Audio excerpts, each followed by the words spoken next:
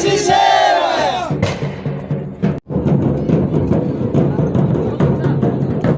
मैं सबको जोहार करता हूं, जय जोहार। और खास तौर से मैं आपको ये जानकारी देना चाहता हूं, वैसे वक्ताओं ने बहुत कुछ बोला है, लेकिन जो उन्होंने जानकारी दी कि आदिवासी इस देश का मालिक, तो मैं बाद में बोलूंगा, लेकिन ये बात तो आप जानते हैं कि राजाओं की औलाद थी, हम राजा थे और राजा की औलाद थे, तो हम राजघराने के लोग थे। तो क्या राजघराने के लोग कितने साल पहले थे? ज्यादा नहीं हुए, 700-800 साल पहले वो राजाओं की औलाद। लेकिन मैं एक दूसरी बात बताना चाहता हूं, इस देश का जो संविधान है, सुप्रीम कोर्ट का जो फैसला हुआ है, उस फैसले में यह बोला गया है कि जो 15% आदिवासी है इस देश के, वो इस देश के मालिक हैं, और बाकी जो प्रजा है 85% वो बाहर से आई हुई है। तो भाइयों, मैं आपसे एक सवाल करना चाहता हूं, क्या इस देश का जो मालिक है, उस मालिक को किसी पार्टी के अंदर जाना चाहिए?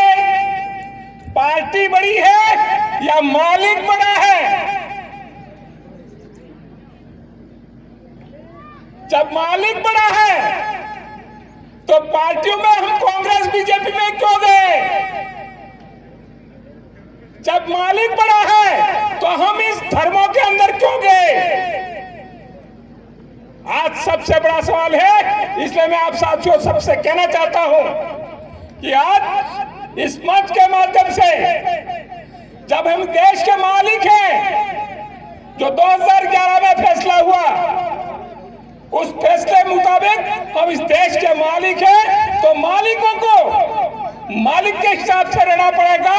और इस देश में जितनी भी पार्टियां हैं, उन पार्टियों को कांग्रेस, बीजेपी और जो कोई भी हमको गुलाम बनाने की जो प्रक्रिया चला रहे हैं, उनका हमको यहां से रगड़ा निकाल देना चाहिए। और साथ साथ में उनके धर्मों का भी साथ में उनके साथ में निकालना है। तो मैं आपको कहना चाहता हूं साथियों कि ये जो इलाका है, ये जो शेड्यूल एरिया है, उस शेड्यूल एरिया के अंदर जो सुप्रीम कोर्ट ने फैसला किया है, क्या सुप्रीम कोर्ट ने फैसला किया है? 1997 में 1 इंच जमीन न केंद्र सरकार की है, न राज्य सरकार की है, न ही किसी गैर आदिवासी की है।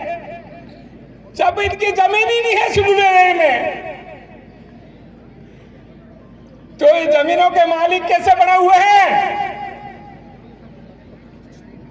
ये बात हमको समझनी पड़ेगी।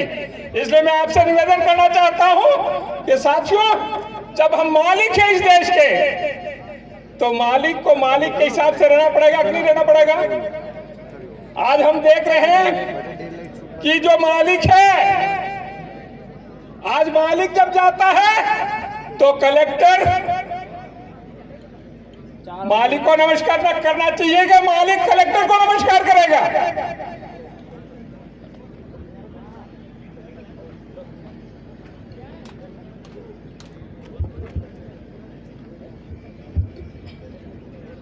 तो इस शेड्यूल एरिया के अंदर जो 5वीं अनुसूची है, जो सुप्रीम कोर्ट का जजमेंट है, उन सारा को अध्ययन करके ही यहाँ कलेक्टर आना चाहिए। यहाँ जो एसपी है वो भी उसका अध्ययन, उसको मालूम होना चाहिए कि शेड्यूल एरिया के अंदर 5वीं अनुसूची के अंदर क्या अधिकार है, क्या विशेषाधिकार है। जब तक वो उसकी जानकारी नहीं रखता है इस शेड्यूल एरिया के अंदर, उसको या कलेक्टरी करने का, उनको एसपीगिरी करने का या अधिकार नहीं है।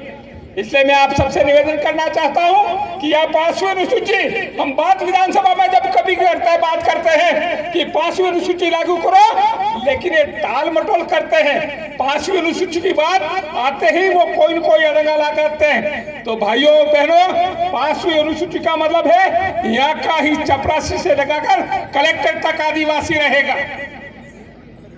ये जब बात हम 5वीं अनुसूची की बात करते हैं तो उनको तकलीफ होती है, उनको तकलीफ की इस वजह से होती है। और मैं साथ में एक बात और कहना चाहता हूं कि संविधान के अंदर अनुच्छेद 13(3) का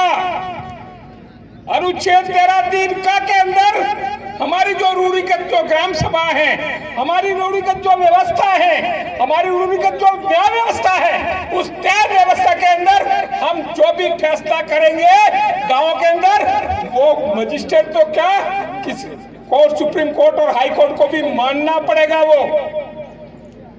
तो आज हम जो अनुच्छेद 13(3) के अंदर हमारी जो ग्राम सभा है उसमें जो फैसला करते हैं, उनके खिलाफ तो नहीं मानने वाले लोग हैं, उनके खिलाफ देशद्रोह का मुकदमा करना चाहिए और उनको उनकी औकात बताना पड़ेगा। इसलिए साथियों, वैसे मैं सबको ये एहसास हो रहा है कि अगर लंबे समय से खुराक बहुत मिल गई है तो मैं बहुत जल्दी खत्म करूँ। तो मेरे भाइयों, फिर मौका मिलेगा, फिर बोलेंगे। लेकिन एक बात निश्चित रूप से आप समझ लीजिए कि हमको ये बातें समझना पड़ेगा और ये बात लागू करना पड़ेगा। हम बच्चा पैदा करते हैं और हम लगन दिखाने कहीं जाते लगन लखा नहीं जताना पड़ाई।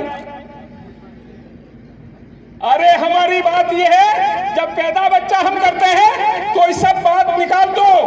बच्चा भी पैदा हम करेंगे, शादी भी हम करेंगे, उनका मुहूर्त भी हम निकालेंगे। हम उन लोगों ने जिस तरह से हमको गुलाम बना रखा है, दबा रखा है, उस बात को हमको नकारना पड़ेगा। इसलिए साथियों, आप जहां भी आप जब मालिक है इस देश के, तो निश्चित रूप से हमारे जो लोग, हम तो मालिकों के प्रतिनिधि हैं, तो हमारी बात नहीं कर रहा हूं, लेकिन मैं मालिकों की बात कर रहा हूं। और उन मालिकों को हम जब कलेक्ट्री जाते हैं या कहीं भी जाते हैं अधिकारी, तो वो सैल्यूट वो मारना चाहिए कि नहीं मारना चाहिए मालिकों को। तो ये जो बात है वो हमारे सबके दिमाग के अंदर होनी चाहिए और हम ये बात कम से कम करें कि हम हमारे भाइयों को तो पैरों पर जाए, नमन करें, सब मर्जी हो चले, लेकिन कम से कम जो हम इस देश के मालिक और हमारा जो नौकर है, उसको नौकर को जो क्या व्यवहार किया जाना चाहिए, एक बार तो उसको एहसास करना पड़ेगा। यही बात करके मेरी बात यहाँ पे मैं खत्म करता हूँ। बहुत ज़्यादा टाइम भी हो गया है आप सबका, और मैं यहाँ पर